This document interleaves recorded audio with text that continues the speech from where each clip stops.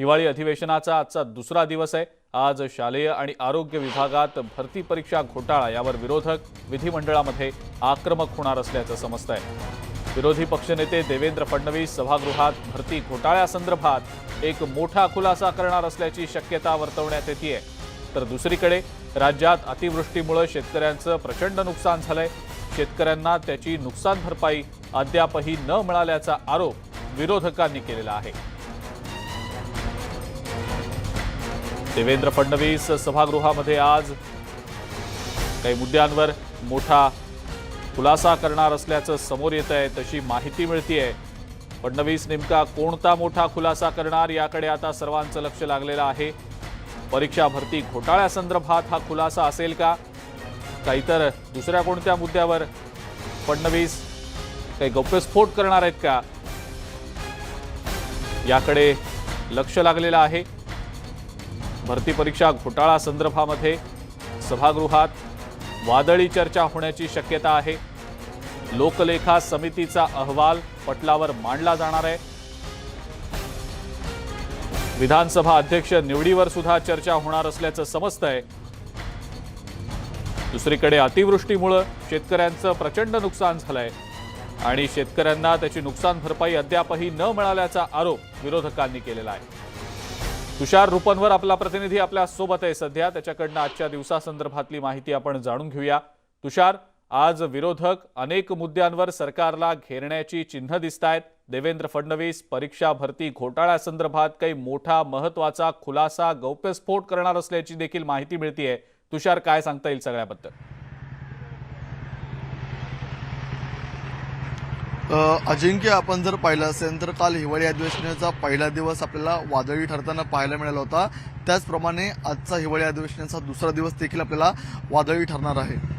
सर्वात महत्त्वाचा मुद्दा म्हणजे म्हाडाचा जो पेपर फुटला होता, त्या म्हाडाच्या पेपर फुटीपर्यंत आपण जर पाहिलं असेल तर आता सुपेला अटक झाली। मात्र आता हे प्रकरण तिथपर्यंतच थांबलेलं नाहीये। हे जे धागेदोरे आपल्याला मंत्रालयापर्यंत जाताना पाहायला मिळतात आणि काल या संदर्भामध्येच आपल्याला भाजप आमदारांनी न्यूज 18 लोकमतशी बोलताना गौप्यस्फोट केला होता की यामध्ये थेट मंत्र्यांचा देखील या ठिकाणी सहभाग आहे। त्यामुळे यामध्ये मंत्र्यांची देखील या ठिकाणी चौकशी केली जावी। त्यामुळे विरोधी पक्षनेते देवेंद्र फडणवीस आज या संदर्भातली एक फाईल आपल्याला विधानसभेच्या टेबलावरती पुटअप करणार आहेत आणि या फाईलमध्ये नेमकं कुणाची नावं समोर येत आहेत आणि त्यांच्याकडे नेमकी काय माहिती आहेत, त्यांच्याकडे काय इनपुट्स आहेत ते आपल्याला विधानसभेमध्ये देताना पाहायला मिळणार आहेत। कारण की जेव्हा अधिवेशन सुरू असतं, अधिवेशन काळामध्ये कुठल्याही सदस्याला, विधानसभेच्या सदस्याला विधानसभेमध्ये किंवा विधान परिषदेमध्ये माहिती पुटअप केल्याशिवाय त्यांना बाहेर बोलता येत नाही। त्यामुळे सुरुवातीला विरोधी पक्षनेते आपल्याला विधानसभेमध्ये म्हाडाचा जो पेपर फुटला होता त्या संदर्भामधले जे काही इनपुट्स त्यांच्या हाती लागलेले आहेत, त्या संदर्भातले इनपुट्स आपल्याला विधानसभेच्या पटलावरती ठेवताना पाहायला मिळतील आणि याला नेमका गृहनिर्माण मंत्री जितेंद्र आव्हाड आणि गृहमंत्री दिलीप वळसे पाटील कशा प्रकारचं उत्तर देतात ते पाहणं तितकंच महत्त्वाचं ठरणार आहे। कारण की विरोधी पक्षाची मागणी आहे की या पेपर फुटी प्रकरणाची सीबीआय चौकशी करण्यात यावी। मात्र राज्य सरकार सीबीआय चौकशी करण्यास तयार नाहीये। राज्य सरकारचं म्हणणं आहे की आमचं जे पोलीस प्रशासन आहे ते चौकशी करत आहे आणि या पोलीस प्रशासनाच्या चौकशीमध्ये अनेक धागेदोरे सापडत आहेत। आपण जर पाहिलं असेल तर पुण्याचे पोलीस आयुक्त अमिताभ गुप्ता या सगळ्या प्रकरणावरती आपल्याला कारवाई करताना पाहायला मिळतात आणि आतापर्यंत ज्या सुपेला अटक झाली त्यामधून करोडो रुपयांचं घबाड सापडलेलं आहे आणि एक चेन आढळताना पाहायला मिळते।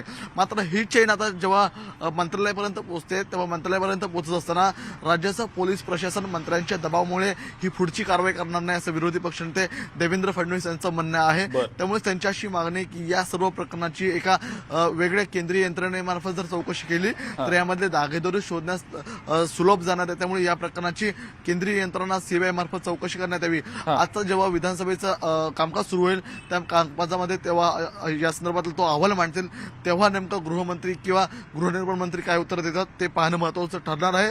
त्याचप्रमाणे विधानसभेमध्ये आज विविध प्रश्नांवरती आपल्याला विरोधक सत्ताधाऱ्यांना घेरताना पाहायला मिळणार आहे। त्यातला अजून एक प्रमुख मुद्दा की वैज्ञानिक विकास महामंडळ या संदर्भामध्ये राज्य सरकारकडून कोणत्याही प्रकारची आपल्याला या ठिकाणी कामगिरी होताना पाहायला मिळत नाहीये। त्याला कोणत्याही प्रकारचा निधी मिळत नाहीये। कारण की जी कोरडवाहू जमीन आहे, ज्या जमिनीचं नुकसान झालेलं आहे त्याला 25,000 हेक्टरी मदत द्यावी तर बागायतीला 50,000 मदतीची मागणी केली होती। मात्र ती सुद्धा देताना पाहायला मिळत नाहीये। जो अवकाळी पाऊस झाला होता, जी अतिवृष्टी झाली होती त्यामध्ये अजूनही नुकसान भरपाई दिलेली नाहीये। पीक विमा योजनेचे अजूनही पैसे मिळालेले नाहीये.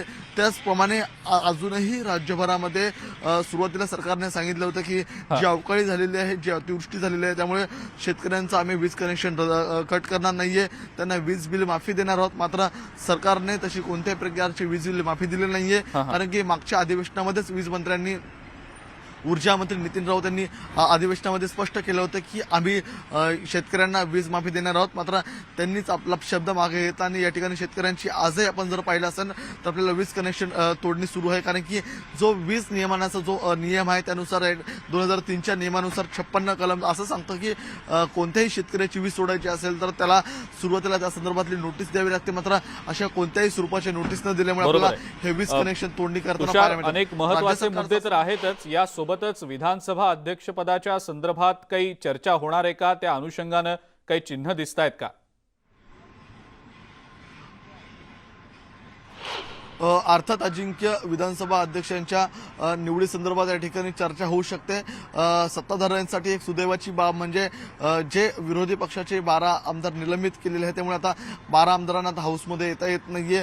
त्यामुळे आता सत्ताधाऱ्यांकडून अशी स्ट्रॅटेजी आखली जाऊ शकते. कारण की मागच्या अधिवेशनामध्ये विधानसभा अध्यक्षपद रिक्त होतं आणि विधानसभा अध्यक्षविना आपल्याला हा सर्व जे विधानसभेचं कामकाज आहे सुरू असताना पाहायला मिळालं. तसं आपण पाहिलं तर संविधानाच्या नियमानुसार असं कामकाज सुरू ठेवणं एवढं संयुक्तिक नाहीये. त्यामुळे या अधिवेशनामध्ये विधानसभा अध्यक्ष पद जे रिक्त आहे ते भरलं जावं अशी मागणी सर्वांकडून केली जाते आणि त्या संदर्भातला अध्यक्षपद हे भरलं देखील जाऊ शकतं.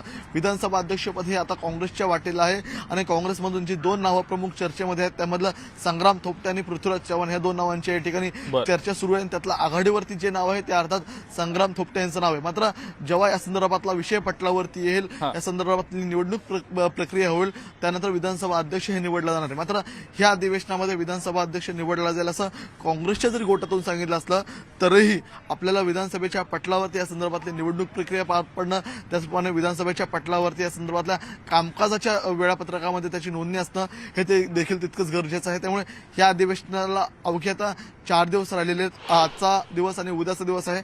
शनिवार रविवार कामकाज बंद असणार आहे आणि पुन्हा फक्त 2च दिवसांचं कामकाज होणार आहे. त्यामुळे येत्या 3 दिवसामध्ये विधानसभा अध्यक्षपदाची निवडणूक झाली नाही तर आपल्याला या अधिवेशनामध्ये देखील या ठिकाणी विधानसभा दिवसभरामध्ये कोणकोणत्या महत्त्वाच्या मुद्द्यांवर वादळी चर्चा होते हे आपल्याला पाहावं